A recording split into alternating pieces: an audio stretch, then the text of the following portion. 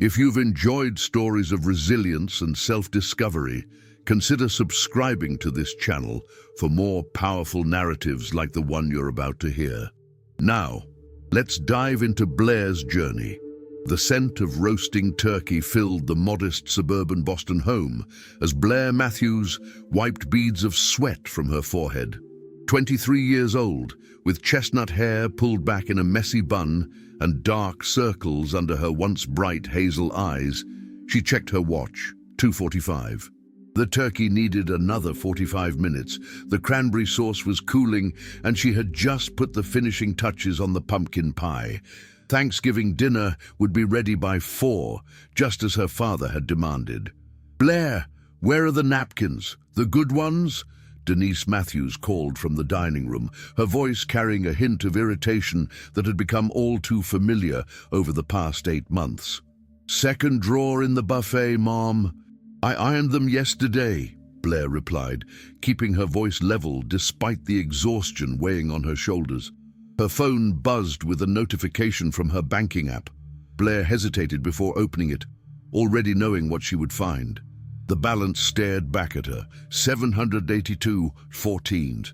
Just 8 months ago, that number had been north of $9,000. Her hard-earned savings from 3 years of working at a local bookstore while taking night classes toward her business degree. The doorbell rang, announcing the arrival of Uncle Rick and Aunt Patty. Blair wiped her hands on her apron and forced a smile. The performance was about to begin. The Happy Family Thanksgiving. 16-year-old Tessa bounded down the stairs, her blonde hair, so unlike Blair's, bouncing with each step. "I'll get it," she called, offering Blair a sympathetic glance as she passed the kitchen. From the living room, Frank Matthews' voice boomed as he greeted his brother. "Rick, come in, just in time for the game." Blair returned to her gravy, stirring with practiced precision. Yesterday's conversation with her bank advisor replayed in her mind. "You've had significant withdrawals for months now, Miss Matthews. Are you aware of this activity?" The question had stung. Of course she was aware. Every bill paid, every medical expense covered for her mother, every grocery run. She had tracked it all in her meticulous spreadsheet, watching her future dissolve dollar by dollar. The timer dinged, pulling Blair from her thoughts. As she bent to check the rolls in the oven, her phone buzzed again. A text from Drew. "How's Thanksgiving? Hell. Escape plan still in place if needed. Max and I have wine waiting." A faint smile touched Blair's lips. Drew had been her best friend since high school, and his new roommate Max had quickly become part of their inner circle. They'd offered their couch countless times over the past months as things deteriorated at home. "Not yet," she texted back. "Saving grace. Tessa, talk later." Blair adjusted the temperature on the oven and straightened her back. 8 months ago, her mother had come home with red-rimmed eyes, clutching a cardboard box containing her desk plants and family photos. The accounting firm had downsized, and Denise Matthews, after 15 years of service, had been deemed redundant. That night, as her mother sobbed at the kitchen table, Blair had made a decision that seemed logical at the time. She would help cover expenses until her mother found a new position. It was meant to be temporary, a month, maybe 2. 8 months later, with her savings nearly depleted and her mother showing little genuine effort to find employment, Blair was beginning to see the truth that had been hidden in plain sight all along. "Blair, the potatoes are getting cold," Denise called from the dining room, where crystal glasses sparkled under the chandelier light, the same chandelier that Blair had paid to have rewired last month when her father complained about the flickering. Blair carried the gravy boat to the table where everyone had already gathered. Frank sat at the head, his graying hair neatly combed, his golf polo stretched across his expanding midsection. He'd been between opportunities for nearly 2 years now, ever since his position at the insurance company had been eliminated. His days were spent on golf courses and in front of the television, while his LinkedIn profile collected digital dust. "Everything looks wonderful, Blair," Aunt Patty said, her eyes kind behind her designer glasses. "You've outdone yourself." Uncle Rick nodded his agreement, already reaching for the wine Blair had purchased yesterday, a $28 bottle that she couldn't afford, but bought anyway because her father insisted they couldn't serve cheap swill to guests. "It's just turkey," Blair replied modestly, though she'd been cooking since 7 that morning. "Well, I think it looks magnificent," Tessa declared, squeezing Blair's hand under the table. Her sister knew, perhaps better than anyone, just how much Blair had been carrying. Frank carved the turkey with theatrical flourish, distributing slices onto the fine china plates that Blair had carefully washed the night before. The conversation flowed around mundane topics: the unseasonably cold weather, Uncle Rick's new position at his law firm, Aunt Patty's garden club drama. "So, Blair," Uncle Rick said during a lull, "how's the job hunt going? Your mother mentioned you were looking for something in your field." Blair felt her cheeks warm. She hadn't been actively job hunting.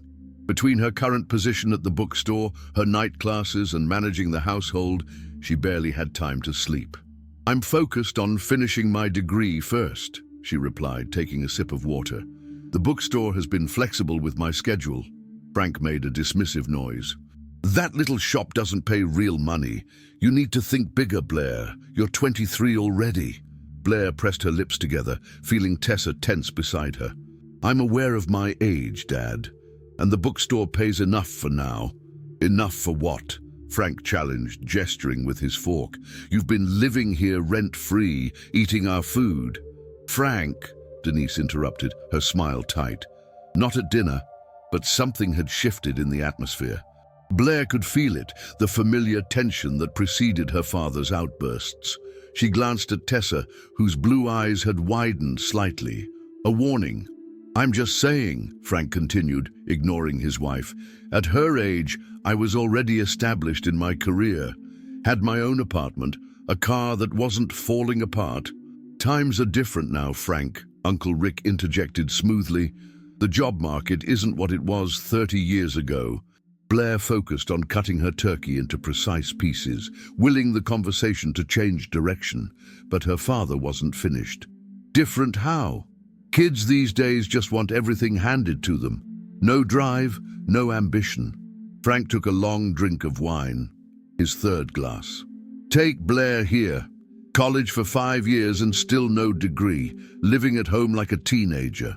I work 40 hours a week and take night classes," Blair said quietly, her appetite vanishing. "And it's been 4 years, not 5. Frank waved his hand dismissively. "The point is, you're a leech, draining resources without contributing." The word hit Blair like a physical blow. Leech.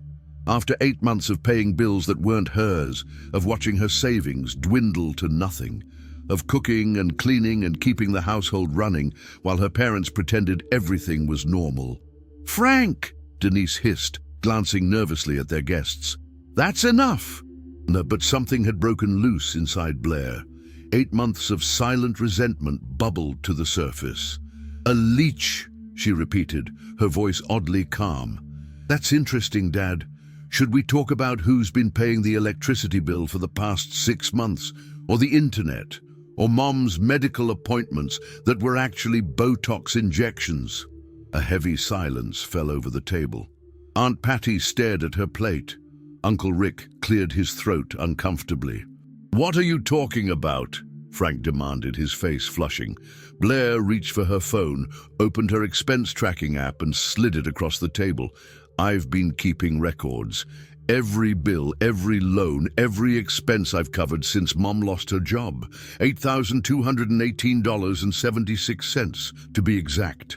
The silence that followed was deafening. Frank stared at the phone, his expression cycling through confusion, anger, and finally a calculated blankness that Blair knew all too well. "That's ridiculous," he finally said, pushing the phone back without looking at it. "Your mother and I have always provided for this family." Denise's hands trembled as she reached for her wine glass. "Blair, honey, we've been going through a rough patch. You know that. But we never asked you to—" "You did, Mom," Blair interrupted, surprising herself with her steadiness. "You came to me crying about the electricity being shut off. You showed me the past due notices for the health insurance. You said it was just until you found a new job. Tessa's hand found Blair's under the table again, squeezing tightly. I think perhaps we should, Uncle Rick began, but Frank cut him off. This is family business, Rick. His voice was dangerously quiet. He turned to Blair, eyes narrowed. So what if we needed a little help? That's what family does. You live here rent-free, don't you? Blair felt a hysterical laugh bubble up, but suppressed it. Rent-free? Dad, I buy the groceries. I cook the meals. I clean the house. I've paid every utility bill since February. And we raised you for 18 years, Frank countered. Fed you, clothed you, put a roof over your head. You think that was free? Blair pushed back from the table, her chair scraping loudly against the hardwood floor. I didn't ask to be born, she said, immediately regretting the cliché, but too angry to stop. And children aren't investments that you cash in on later. Blair, please, Denise pleaded, mascara smudging beneath her eyes. It's Thanksgiving. Yes, it is, Blair agreed, looking around at the feast she had prepared. And I'm thankful that I'm finally seeing clearly. Frank stood abruptly, napkin falling to the floor. You ungrateful little... He caught himself glancing at their guests. If you're so put upon, if supporting your family during hard times is such a burden, then maybe you should leave. The words hung in the air, a challenge that Frank clearly didn't expect Blair to accept. In all their previous arguments, she had always backed down, always capitulated. Not today. Maybe I should, she agreed, her voice steady despite the earthquake happening inside her chest. Denise gasped. Blair, your father doesn't mean that. Frank, tell her you don't mean that. But Frank, never one to back down, crossed his arms. If she thinks she's so grown up, let her prove it. Let her see how the real world works without mommy and daddy's support. Blair's phone buzzed on the table. Another bank notification. She picked it up, glancing at the screen. A withdrawal of $300 from her account at an ATM she didn't recognize. Mom, she said slowly, did you use my card again? Denise's face crumpled. We needed to pay the gardener. Your father said, you gave her your card? Frank interrupted. See, that's your problem right there. No boundaries. The absurdity of the statement, coming from the man who had apparently authorized his wife to withdraw money from Blair's account without permission, struck her like a physical blow. Blair turned to Tessa, whose face had gone pale. Tess, can you help me pack some things? Now? Denise asked, incredulous. In the middle of Thanksgiving dinner? The dinner I shopped for, prepared and served, Blair pointed out. Yes, now. As she turned to leave the dining room, Frank called after her, his voice laced with the smug certainty that had characterized their relationship for years. You'll be back. Where are you going to go with no money? Blair paused at the doorway, a strange calm settling over her. That's the question, isn't it, Dad? Where did my money go? Upstairs, as Tessa helped her throw essentials into a duffel bag, Blair's phone lit up with a series of texts from Drew. SOS received. Operation extraction on standby. Max has his truck ready. Just say the word. Blair's fingers trembled as she typed back, It's time. Can you come now? Tessa sat on the bed, watching Blair pack with methodical precision. Are you really leaving? She asked, her voice small. Blair paused, sitting beside her sister. I have to, Tess. I can't keep doing this. What about me? Tears welled in Tessa's blue eyes. Blair wrapped an arm around her shoulders. I'm not abandoning you, I promise. But I need to get out of here before there's nothing left of me, or my bank account. Tessa nodded, wiping at her eyes. I heard Dad on the phone last week, she whispered. He was talking about a boat. A boat? Blair repeated, confused. A fishing boat. He said he'd been saving for months and was almost ready to make a down payment. The revelation hit Blair like a punch to the stomach. While she had been draining her savings to keep the household running, her father had been squirreling away money for a luxury purchase. Are you sure? She asked, though she already knew the answer. It explained so much. The mysterious weekend trips, the sudden insistence that he handle the banking alone, the new fishing gear that had appeared in the garage. Tessa nodded miserably. I saw the brochure in his desk drawer when I was looking for stamps. Blair took a deep breath, feeling something harden inside her. Okay, new plan. 20 minutes later, Blair descended the stairs with her duffel bag and backpack, Tessa following close behind. In the dining room, an uncomfortable meal continued, with Aunt Patty making valiant attempts at small talk, while Uncle Rick studied his plate with intense focus. Going somewhere?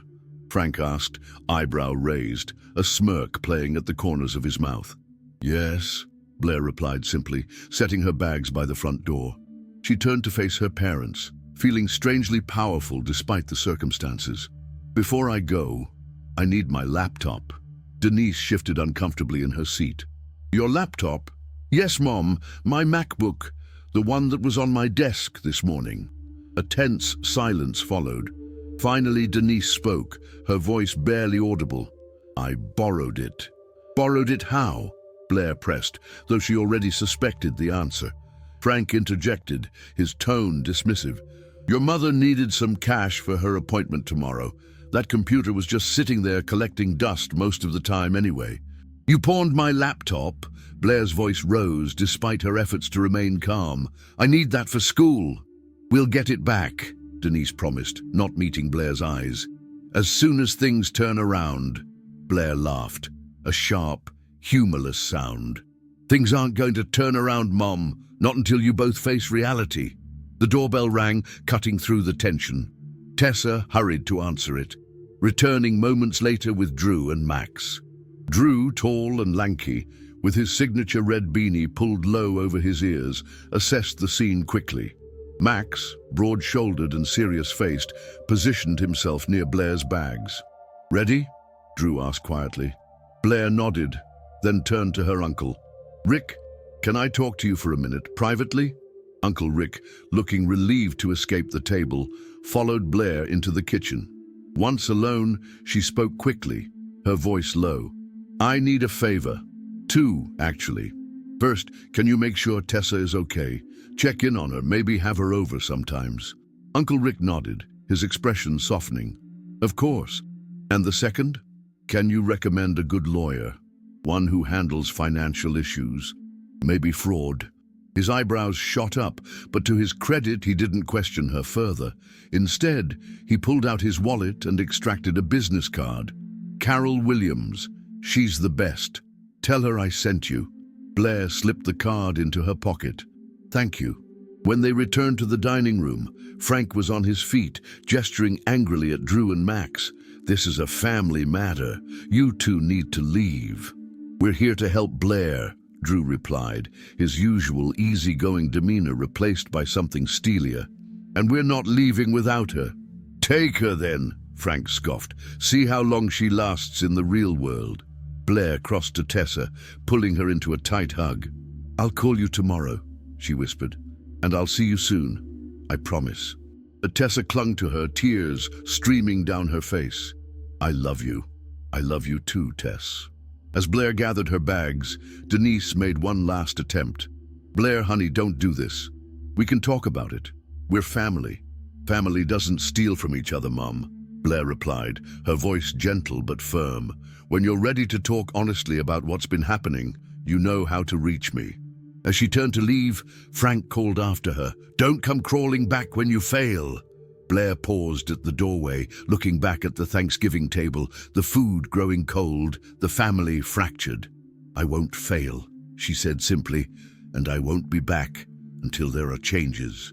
Outside, the November air bit at her cheeks as Drew loaded her bags into Max's truck. You okay? He asked, studying her face. No, Blair admitted, but I will be. As they drove away from the house she'd grown up in, Blair felt a complex mixture of emotions, grief, relief, fear, and underneath it all, a surprising sense of freedom. What's the plan? Max asked, glancing at her in the rearview mirror. Blair took a deep breath. First, we need to go to the Bank of America on Commonwealth Avenue. I need to block my parents' access to my accounts before they drain what little I have left. Drew turned in his seat to face her. And after that? After that, Blair said, a newfound determination in her voice. We find out which pawn shop has my laptop. The Bank of America lobby was quiet, with only a few customers scattered at the teller windows. Blair sat across from Mrs. Patel, a branch manager with kind eyes and a no-nonsense attitude. "I'd like to remove all authorized users from my accounts," Blair explained, sliding her ID across the desk. "Immediately." Mrs. Patel typed efficiently, her brow furrowing as she reviewed the account history. "Miss Matthews, there have been numerous withdrawals from various ATMs over the past several months. Were these authorized by you?" Blair shook her head. "Some were. Many weren't." The manager's expression shifted to one of professional concern. "I see. And the joint account holders, Denise and Frank Matthews, are your parents?" "Yes." "May I ask why you added them to your accounts?" Blair hesitated. The truth, that she'd added her mother as an authorized user during her freshman year of college for emergencies, and her father had somehow gained access later, felt shameful now. "It was a mistake," she said finally. "One I'd like to correct." Mrs. Patel nodded, continuing to type. "I'll need to verify some information, and then we can proceed with removing them. However, I should inform you that any withdrawals they've made prior to this point cannot be disputed as unauthorized, since they were legally permitted to access the accounts." "I understand," Blair replied, a heaviness settling in her chest.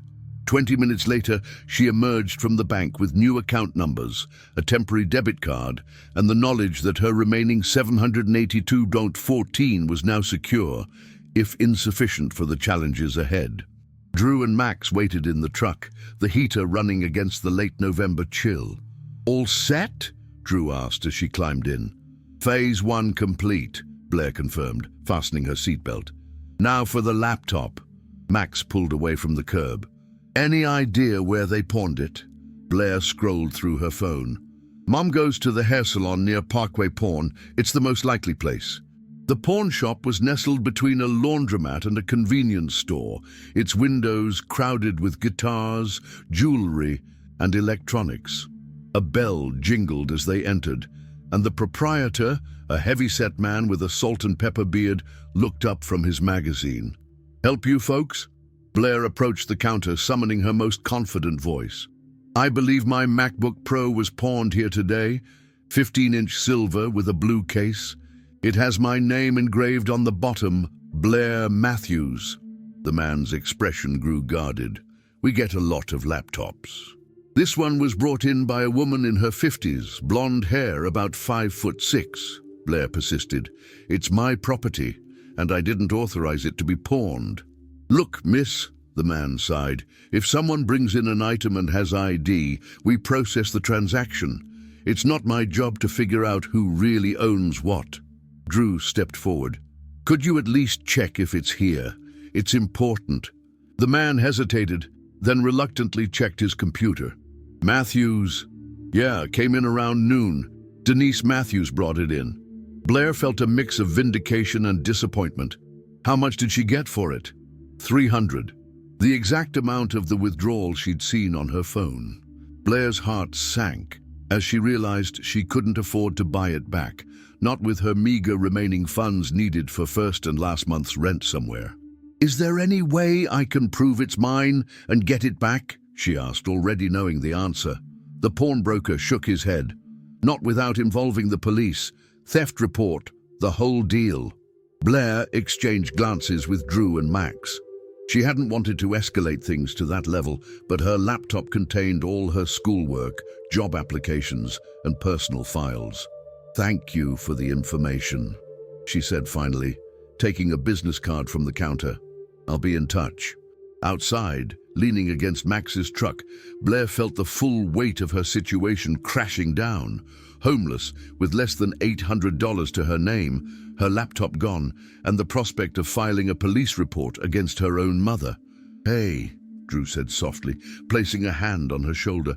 "One step at a time, remember? You're staying with us tonight. Tomorrow, we'll figure out the next move." Max nodded in agreement. "My cousin works at the police station. She can tell us the best way to handle the laptop situation." Blair took a deep breath, focusing on the practical. I need to find a place to live, something I can afford on my bookstore salary. My building has a studio opening up next month, Max offered. It's small, but the rent's reasonable. And you're welcome on our couch until then, Drew added. No rush, no pressure. For the first time that day, Blair felt tears threatening. Not from sadness or anger, but from the simple kindness of friends who showed up when she needed them most. Thank you, she managed. Both of you. As they drove to Drew and Max's apartment, Blair's phone buzzed with texts from Tessa. Dad's furious, threw his plate in the sink and cracked it. Mom's crying in their bedroom.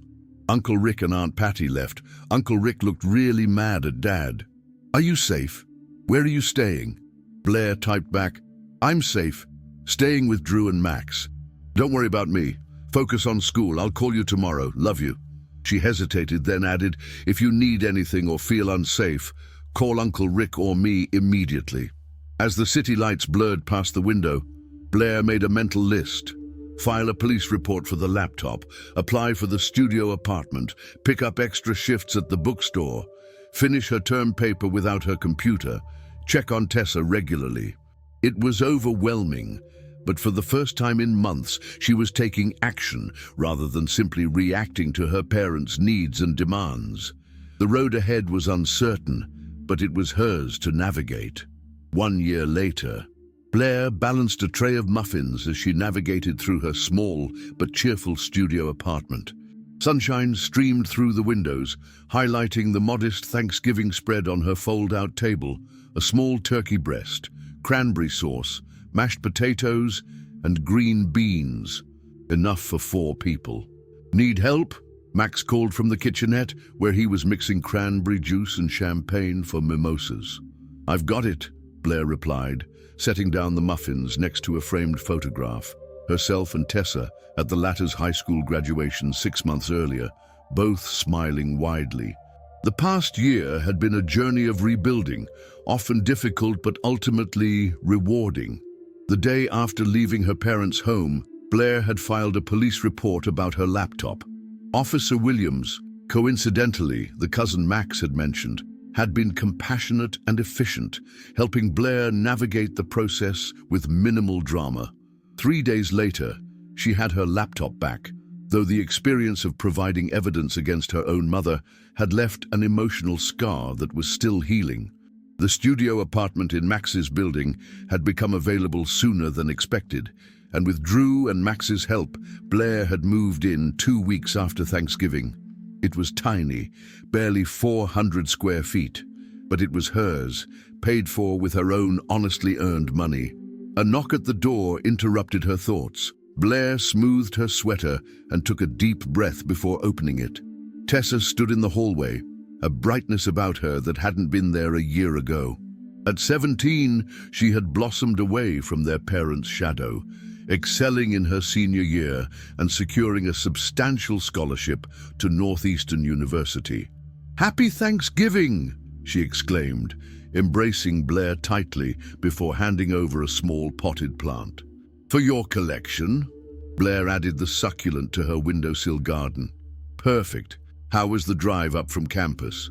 "Fine. Drew picked me up right on time." Tessa glanced around. "Where is he anyway?" "Parking the car," Drew announced, appearing in the doorway with a bottle of sparkling cider. "Non-alcoholic for the college freshman," he added with a wink at Tessa. As they settled around the table, Blair felt a profound sense of gratitude.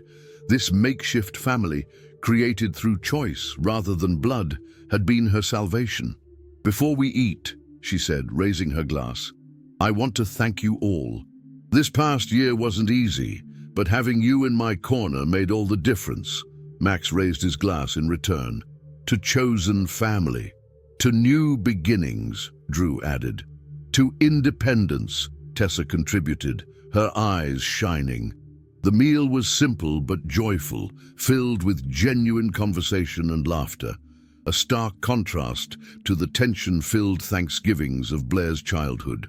As they ate, Tessa shared updates about her first semester at college, her dormitory roommate, and her classes. The scholarship covered everything, she explained, helping herself to more mashed potatoes. And the work-study job at the library is perfect. Quiet, flexible hours, and I can study when it's slow. Blair felt a surge of pride. After leaving home, she had helped Tessa navigate the college application process, scholarship essays, and financial aid forms, all the things their parents should have done but didn't. "Any word from Mum and Dad?" Drew asked carefully, glancing at Blair. Tessa shrugged. "They're living with Uncle Rick now. The house was foreclosed on in August." Blair nodded, unsurprised. After she had left and blocked her parents' access to her accounts, the house of cards had quickly collapsed. Without Blair's financial support, and with both parents still unemployed, bills went unpaid, and consequences followed. "Uncle Rick says Dad's working at the hardware store now," Tessa continued. "Part-time, but it's something. And Mum's applied for a receptionist position at the dental office. That's good," Blair said cautiously. The past year had taught her to be wary of reports of her parents turning things around. "Mom asked about you," Tessa added, watching Blair's reaction. "She wanted to know if you were coming for Christmas." Blair set down her fork, considering her response. Her relationship with her parents remained complicated. There had been apologies, mostly from her mother, rarely from her father, but they were often followed by requests for money or help, suggesting that little had fundamentally changed. "I don't think I'm ready for that," she admitted. "But I'm glad they're finding their feet." Drew squeezed her hand supportively. "You don't owe them your presence or anything else." Blair smiled gratefully. The hardest lesson of the past year had been learning that boundaries weren't selfish. They were necessary for healing. After dessert, as Max and Drew washed dishes, Tessa pulled Blair onto the small balcony. The November air was crisp, but not unbearable. "I have something to tell you," Tessa said, her expression serious. "Dad's fishing boat fund. It was real. Uncle Rick found the account statements when they moved in with him. Over $12,000, hidden while you were paying their bills." Blair leaned against the railing, absorbing this confirmation of what she had suspected. "Does it make me a terrible person if I say I'm not surprised?" Tessa shook her head. "It makes you realistic. They took advantage of you, Blair, for years, not just those 8 months." "I know," Blair acknowledged, "but I'm not that person anymore, and neither are you, thanks to those scholarships." "Thanks to you," Tessa corrected. "You showed me how to be independent, how to advocate for myself. I wouldn't be at Northeastern without your help." Inside, Drew called that the pie was ready. As they turned to go back in, Blair paused, looking out at the city skyline. 1 year ago, she had left her parents' house with 2 bags and less than $800.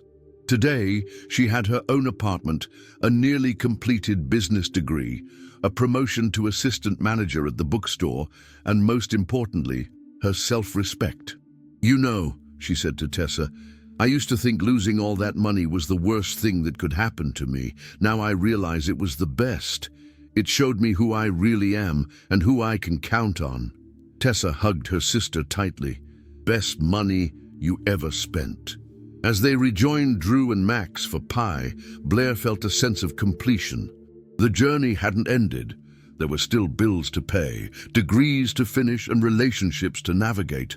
But she was no longer carrying the invisible ledger of family debt. She had paid it in full, and now she was free to write her own story.